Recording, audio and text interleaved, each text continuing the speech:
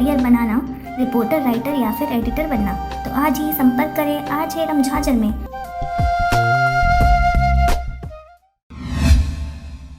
बिलासपुर जिला की शासकीय प्राथमिक शाला चिंगराजपारा से पंखा चोरी करने वाले अपचारी बालक सहित 2 खरीदार चढ़े सरकंडा पुलिस के हत्थे। अपचारी बालक ने की थी पंखे की चोरी। आरोपी ग्राहकों को यह पंखा बेच दिया था। सभी पंखे खरीदार में आरोपी सत्यनारायण कबाड़ी भी शामिल है।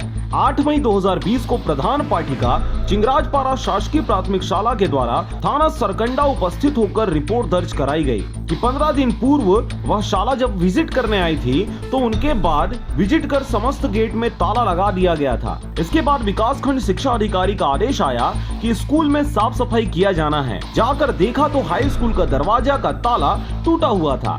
कोई अज्ञात व्यक्ति स्कूल के अंदर घुसकर बिजली की वायरिंग नष्ट कर बजाज कंपनी के 6 पंखों को चोरी कर ले गया है। रिपोर्ट पर थाना सरकंडा में अपराध के तहत प्रकरण पंजीबद्ध कर विवेचना में लिया गया।